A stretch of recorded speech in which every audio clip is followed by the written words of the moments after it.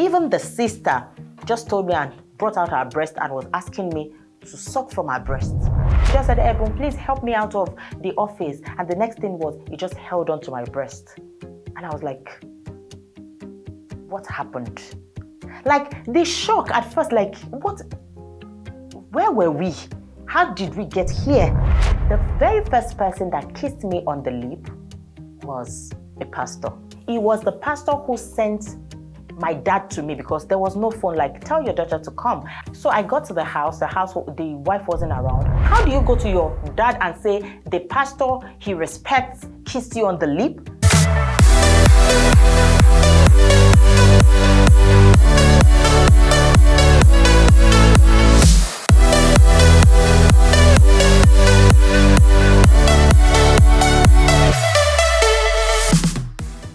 Welcome on the E.B.U.N show, and today we're going to be talking about sexual abuse. So I put it on my WhatsApp status saying I was looking for someone with whom I could discuss this topic, and I got none. So I decided I'm going to have this topic myself. I understand that some others just block it off. That part never happened. I'm not going to allow it affect me. But is it true that it is not affecting you? Or you're not just doing a proper evaluation of what is going on in your life?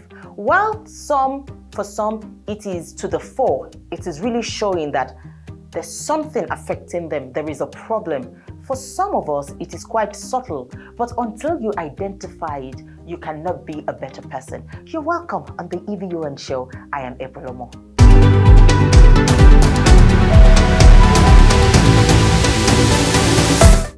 So on this episode, I'm going to be telling you my own story, and I am able to do that now because I will not let these people hold me back.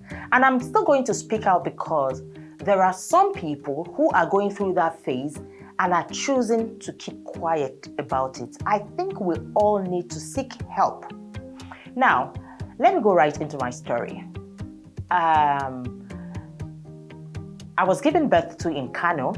We lived in Kaduna. I think sexual abuse as I know it today started for me at the age of, say 4 or 3, I think 4. Someone would think, how is she able to remember? Well, I remember. So our house is faced to the road on the streets. And then there, of course, there's another house, like the way houses are lined up, right? There's this man, or is it brother that I will call him? I don't even know his name. And then because my dad would usually buy newspapers, then it wasn't this era of phones and getting your news on social media platforms, right? So he would always come to read of my dad's newspapers, and he would say, "Yawomi," and you know, the way children are innocent and you would jump, and he would always love to put me on his laps. But at some point, I started noticing something quite awkward. There used to be something hard. As a child, it was just something hard and something uncomfortable. It was when I got older, I understood what it was trying to do. And then whenever I came for the papers, he would have me sit on his lap. "Yawo me, my wife. It happened the first time, the second time. And you know, he would be right in front of our house. So there was no way my parents could be suspicious that anything funny could be happening. And of course, I even didn't know what it was as at then. So there was no way I could say this was happening. But I just saw that along the line, myself, I started being uncomfortable around him. And that is it. You see, when your children begin to tell you, "I don't like that person," do not take it for granted. Right? And whenever he comes, I just go inside like, I'm not interested, because at that time, I used to wonder, what is this thing? And I saw that there's always this force that he wants to use to just make me sit on his laps and all of that. And I got through with that one, right? And then my parents didn't know this. Of course, I didn't tell them. I didn't even know the name to call it. And war broke out in the northern part of Nigeria, and we had to pack our stuff and come to the west, right? And so because you never prepare for war or riots, right? So we had to stay with my dad's uncle. And so we were not going to school at that time because we were not settled. So my mom had to get a job. My dad was still in the north because you can't just pack everything that concerns you and say you're leaving. So our family was a bit unstable at the time. Myself, my immediate elder sister was staying with these family members in E.B.U.N. And my mom would go to work, right, with my baby sister, Ola. And there was these guys, I think maybe they were done with secondary school, you know, that period of waiting for admission, and Boda Bayo and two brothers and a sister, as I can recall. And then, you know, you play, they will chase you, they'll collect something from you, and then you want to collect it back. And they were always going to the back of the house, the backyard. So the first time, you know, this carrying of young girls, they will carry you, but the buyer will carry me, and then when he wants to put me down, there's a way he brushes me across his body, and then there's this hard-on that you are feeling. As I've then too, because, you know, now we encourage sex education. If I had known, I would know that this is this guy's private part pressing against, but I didn't know what it was. But of course, I could connect it to what I was experiencing when I was 4. What used to happen in Kaduna. And then there was a day that I was playing with something, and Brother Bayo just came and collected it and was running. Usually I would run. Of course I ran. And then it was pulling my pants. And I'm like, why would you pull my pants? Why? And in my head, I thought I was confiding in someone. In my innocence, I was telling the other brother, right? And the sister that, see what he was trying to do. And the stupid brother too said, don't mind him. He's a stupid. I said, come inside. The same day, you know. And of course, he was trying to grab me and everything. I think at another time, even the sister just told me and brought out her breast and was asking me to suck from her breast. And it was going to be forceful. So my mom didn't know about it. She wasn't even around because the woman had to go and hustle. The people who were staying with, I wasn't even comfortable to talk to them. But guess what? Even my own elder sister, I couldn't tell her, right? There's just this thing that because you probably think it is your fault or you shouldn't have been there, or you are even too ashamed that someone would ask you to do that. Sometimes you oblige because you just don't know, or it's just the spur of the moment and you're not able to process it well enough. Yeah, that was my childhood. I think this E.B.U.N situation I'm talking about, maybe I was like 5, 6, I wouldn't know. And then we moved to Osogbo again. And in Osogbo, funny enough, because I was already aware, there are discussions that we used to have, right? Like, we painted. Did he see your pants? Did he, you know? But we hush it. We do not let parents hear it. And see, for parents who are still maybe shying away from discussing sex with their children, or sex education, not sex education, you're doing yourself more harm, because guess what? Whether you do it or not, these children are introduced to these things without your consent. They know. Your 6-year-old already is aware, because guess what? When they want to talk about those things, they hush it. Even if they don't get it from your house, they discuss in school. They meet with other children. Okay, your children don't go for holidays. They don't do sleepovers. Yes, it's not as if I encourage those things too, because you have to be careful where your children go to. But what about break time in school? These children talk. So I'm talking about myself. We came to Lagos, and because I'm an outspoken girl, I started being introduced to the media early on in life. I think from GS3. I started from as a child broadcaster in Radio Lagos, right? And God bless Mrs. Idiat Lawal, because we were children, she used to guard us. Like, immediately we finish our presentation, it used to be Odo Woyi on Radio Lagos, right? She will walk us to the gate. She will not let anybody maybe talk to us or something. She will hold us by the hand. Yes, Mrs. Idiat Lawal, right? But as much as Mrs. Idiat tried, there were some people she trusted.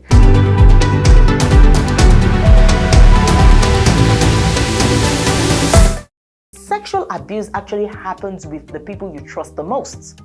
And I might be calling names because I've hidden this for so long, So in Mrs. Idiot Lawa's office, there's this guy who is visually impaired, and I'm sure Mrs. Idiot trusts him. Some will know who I'm talking about already without even mentioning his name, but his name is Victor, right?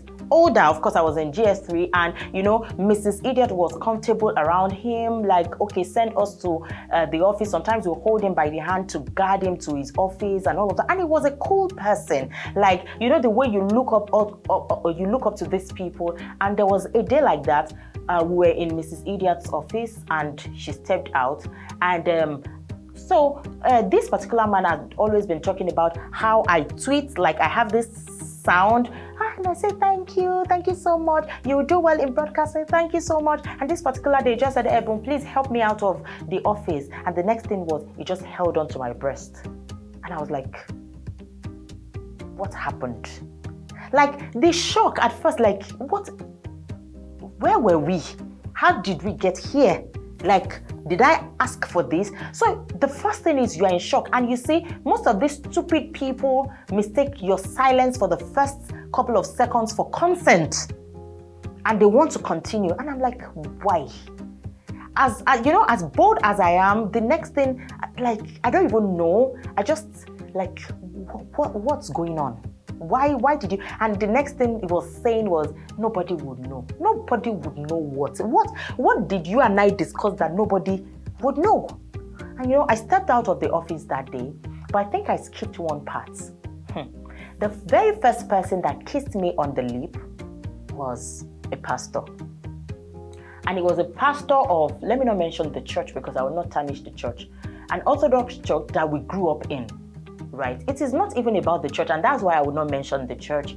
And that day, the way it used to be that you can go to the mission house to help with cleaning, to help mommy mission and all of that. And it was the pastor who sent my dad to me because there was no phone, like, tell your daughter to come. And of course, generally in Africa, you can go and help people wash their plates, you can help people do this. And my dad said, oh, the pastor said you should see him. And of course, in fact, I tied scarf because in my mind, I was going to pray or whatever he felt I could do for them.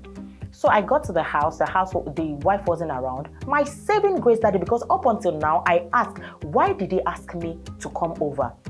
Fortunately, I think God was just protecting me because I met him on his way out. Maybe he got a call or he had to be somewhere. And I got there. I was wondering, okay, the next thing was, sir, I'm here. Daddy said I should come and see you. And he just kissed me on the lip. Yes, just like that. And I'm like, okay, in that situation, what would you even do?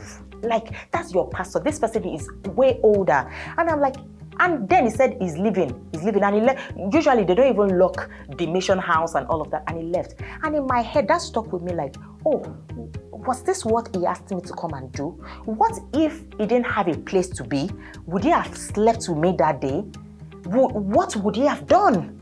And all that I went through alone, none of my sisters knew this because, how do you go to your dad and say, the pastor he respects kissed you on the lip? That was the first ever. And then the one that happened in Radio Lagos. And then there was another person that my producer then actually entrusted me to. His name is Niyi. I won't mention his surname.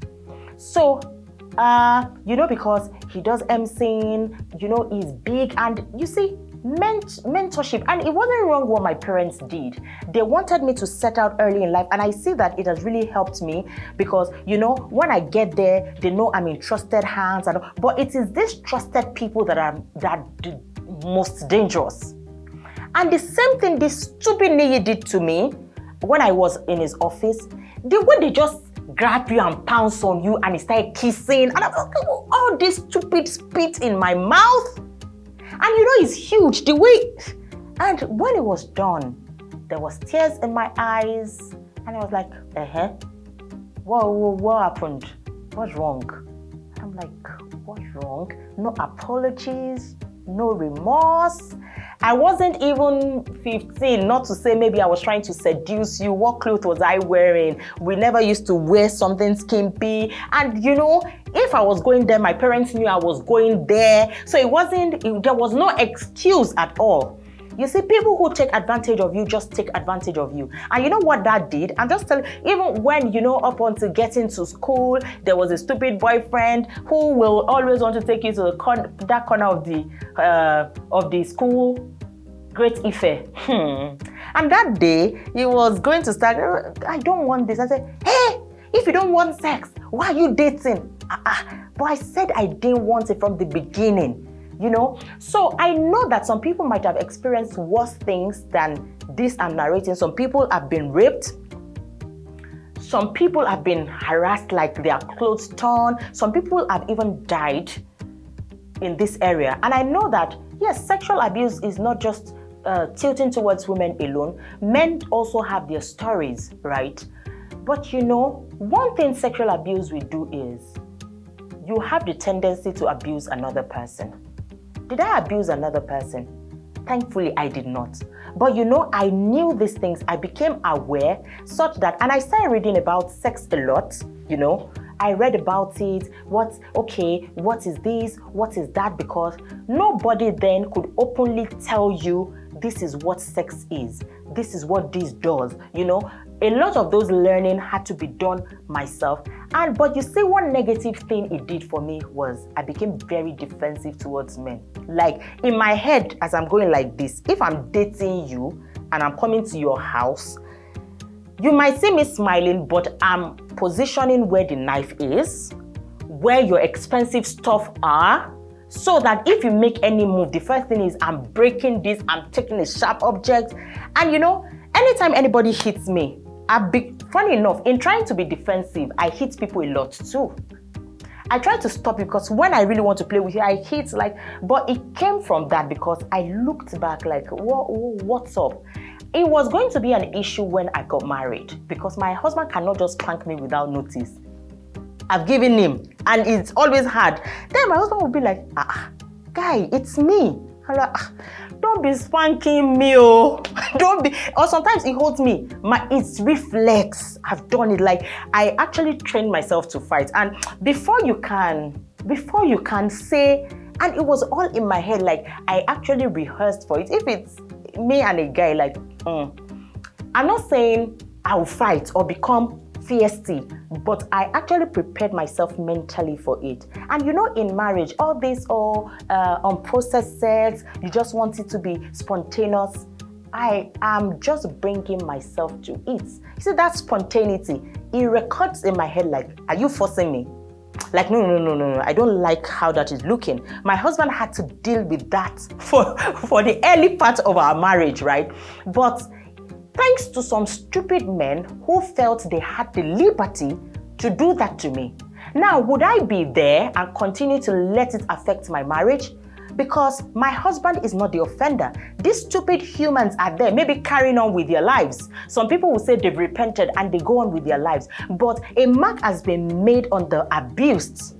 But hey, if you are the abused, would you really let that hold you back? On my own, I'm trying to evolve. But for someone who has been raped, would you really keep quiet about it? Or rather go see somebody? Now, in even seeing somebody, you have to be sure that the person is sane.